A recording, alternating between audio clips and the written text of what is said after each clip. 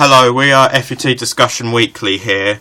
We're going to be the duo who bring you loads of TOTS pack openings. We'll bring you the TOTS Bronze Challenge for when it comes later on this week. TOTS prediction videos as well, and just genuine talk about FUT overall. And first up in goal we have Hugo Lloris, and the reason he's in there because he's conceded the less goals in the Premier League this season. He's been part of the most consistent defence of the season, to be fair. And at right back we have perhaps got the young, one of the young players of the season at Hector Bellerin. There's no right back that has compared to him this season, and in fairness his card would look absolutely insane because of his pace helps him out. He's got 1 goal, 4 assists for a very strong defence. And his performances have been consistent all season, and the way he's run down that left wing. He means right wing. Yeah.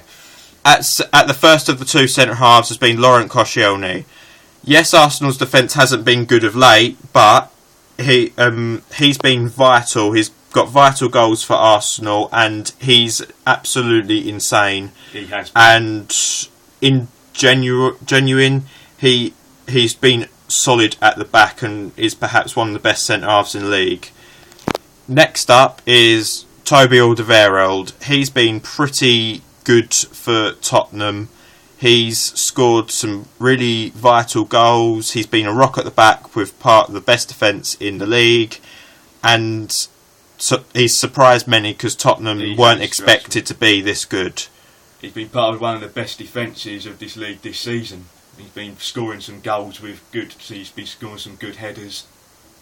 Next up is Christian Fuchs. Now, most people be wondering is why he's in it.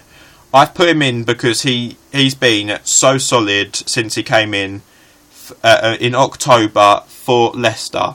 He's got 4 assists from left back and is rarely beaten to get past for Leicester City. He has. He's been putting some outstanding tackles as well, and he's been really consistent all season for the potential title winners. Yeah. And next up is N'Golo Kante. The amount of tackles he's put in is outstanding. He's been all over. He's been a rock for the back four. And I think, no doubt in my mind, he should be in that midfield position. He's been brilliant this season, and his stats will look good. And as for Riyad Mahrez, his performances this season as well, PFA Player of the Year, and he'll be a good TOTS card to look out for as well.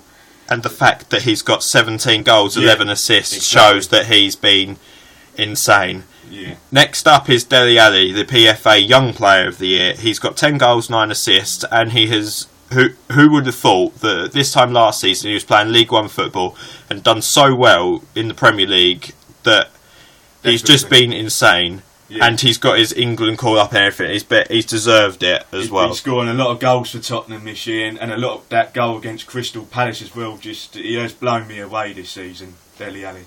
Next up is Mesut Ozil. Mesut Ozil has got 6 goals, 18 assists, and in the first half of the season he was particularly brilliant. He's got the most chances created within the league, and he's only a couple away from the assists record, but it's unlikely because he's out of form that he's going to get there, but who knows. Unfortunately, throughout the rest of the season, hopefully he can make some more assists. And it's the fact that he's going to be an absolute insane card himself, and oh my God, he's just been... Who would have thought that he would have been this good this season? He's finally stepped up. Arsenal fans have always wanted that. Next up is Jamie Vardy. Now, what a story. What a story. Obviously, he broke the record earlier on in the season, and he's still not looked back there with 22 goals and 6 assists. He's been absolutely brilliant, and it's a great story to think that about 5 years ago he was playing non-league football. It was brilliant. Same here, and the fact he's broken records as well in this season. This has been his best season. He's stepped up well. He's a brilliant finisher of the ball. Next up is Harry Kane. Now, Harry Kane, everyone was thinking that after his goal drought at the start of the season, is he just going to be a one-season wonder? But ever since then, he's not looked back. He's got so many goals this season, 24 goals, I believe, and it's just the fact that he's just been great this season. He's an insane player, and in fairness, I have packed informs from him for the last couple of years in the birthday pack openings, and I would want this card personally because it would be brilliant. And now we move on to the subs bench, and next is Jack Butland. And personally, Jack Butland, before he got injured, he had the most saves in the Premier League and the most clean sheets, and you can obviously see why now that he's got injured, Stoke have just collapsed in recent weeks, and Jack Butland should be on there. And next after that is Chris Smalling, and the reason he's on there, I say he's been a rock for Man United at the back. He's been consistent for them, and he's been one of the best defenders in my opinion in the Premier League this season. Next is Eric Dyer. Now he's already got a silver team of the season most consistent because he was voted in the by the community, and he's been fantastic in the defensive midfield for Spurs this season, and he's got 3 goals, 1 assist as far as I believe, and he's been part of a very solid defence. Next up is Kevin De Bruyne. Now, when he got injured in January, Man City were not the same, and that's probably what ruled them out of the title race because of their poor form. De Bruyne has got 6 goals, 9 assists, and been influential because of the way that he's played all season. And now Dimitri Payet as well. Now, no doubt in my mind he should be on there because his performances for West Ham have been brilliant this season. He's whipped in a lot of good free kicks, and his creativity as well, and I think he'll be a really good card. His stats will be decent as well, so he definitely deserves to be on there, Dimitri Payet. Now, Aguero is next, but how he hasn't got in the team of the PFA team of the season, I don't know, because his goals, he's an absolute nutter. He's a machine. He don't stop scoring. He's always scoring goals. He's world class, and without a doubt is the best striker in the Premier League. Perhaps you could say that. In my opinion, because he probably not got on the PFA team of the year because of Jamie Vardy and Harry Kane. That's probably the only reason why. Next up is Romelu Lukaku. He, for Everton, has scored quite a few goals and has assisted. And he's basically with Barkley, who's another mention that perhaps could have made the team, but I left him out for a reason that I'll explain later, is the fact that he's carried Everton to score goals. Even though Everton haven't really been that great at the back, he's been vital up front for them. He has definitely, as he's been scoring, he's been consistent all season.